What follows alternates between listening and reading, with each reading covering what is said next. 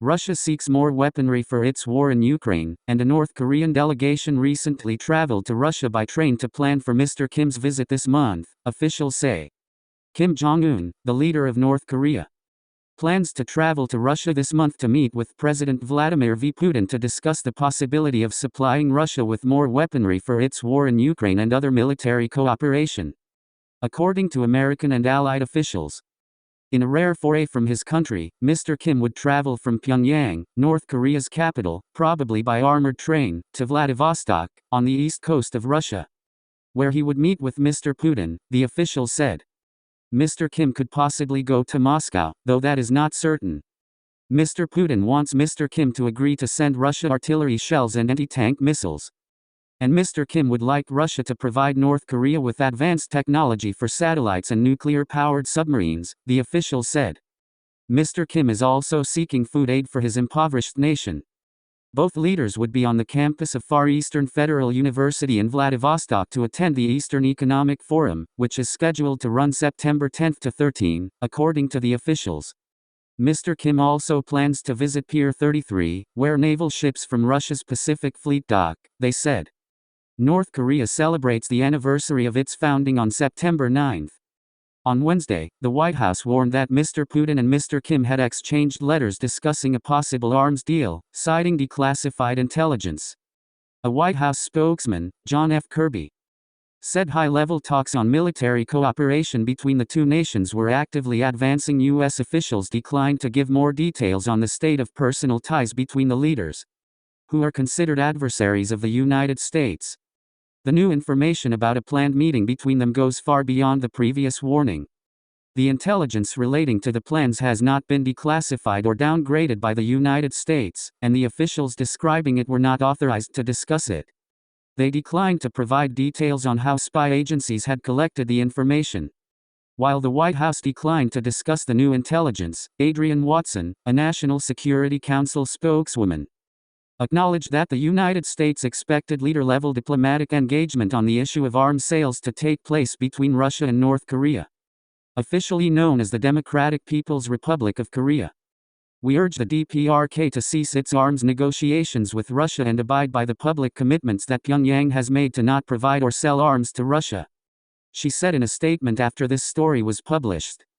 At other times since Russia began its full-scale invasion of Ukraine, U.S. officials have released declassified intelligence to try to dissuade North Korea, China and other countries from supplying Russia with weapons.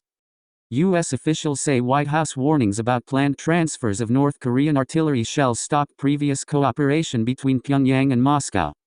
In late August, a delegation of about 20 North Korean officials, including some who oversee security protocols for the leadership, traveled by train from Pyongyang to Vladivostok, and then flew to Moscow, an indication that North Korea was serious about a visit by Mr. Kim. Their trip, believed to be a planning expedition, took about 10 days, according to officials briefed on the intelligence reports. One potential stop for Mr. Kim after Vladivostok, an official said, is Vostochny Cosmodrome, a space launch center that was the site of a meeting in April 2022 between Mr. Putin and Alexander Lukashenko, the president of Belarus and a partner of Mr. Putin's in the war in Ukraine. The center, whose first rocket launch took place in 2016, is about 950 miles north of Vladivostok. The idea for the Russia visit came out of a trip by Sergei Shoigu, the Russian defense minister, to North Korea in July for Mr. Kim's celebration of the 70th anniversary of the victory over South Korean and U.S. forces in the Korean War, officials said. Mr. Kim took Mr. Shoigu to an exhibition of weaponry and military equipment that included ballistic missiles banned by the United Nations. During the meeting, Mr. Kim presented Mr. Shoigu with options for greater military cooperation and asked for Mr. Putin to visit North Korea, officials said. Mr. Shoigu then made a counterproposal, suggesting that Mr. Kim travel to Russia.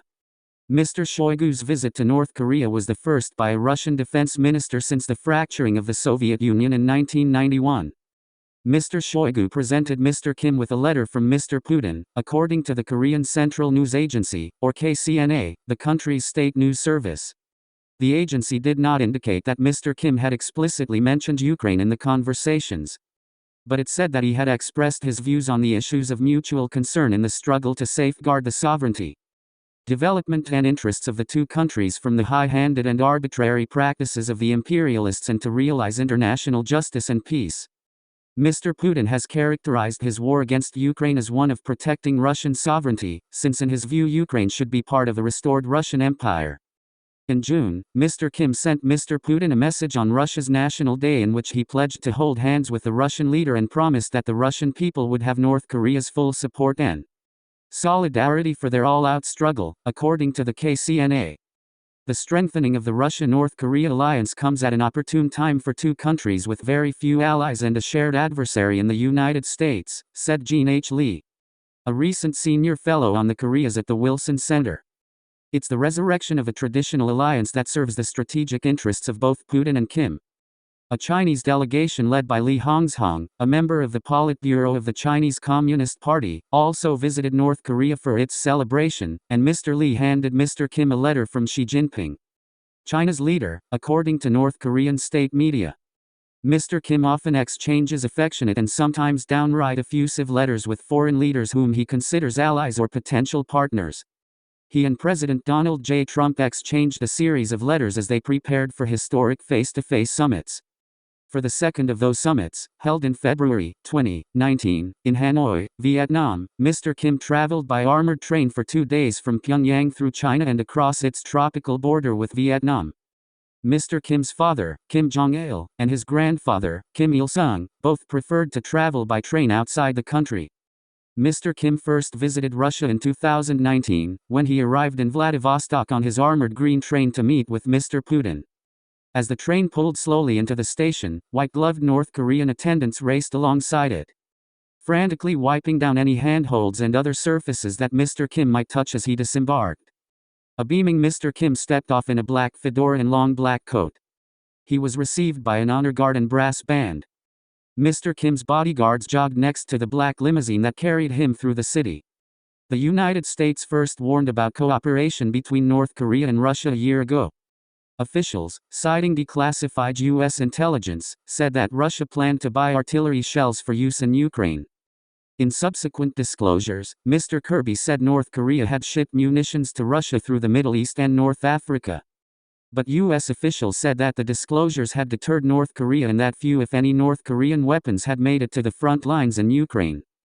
Deterring support for Russia from North Korea, Iran and China is a critical element of the Biden administration's strategy for helping Ukraine in its defense against Russia. China, warned by Secretary of State Antony J. Blinken in February not to provide lethal aid, has supplied dual-use technology and components but has not yet sent drones or heavy weaponry to the Russian military, U.S. officials said. Iran has supplied drones and is helping Russia build a drone factory.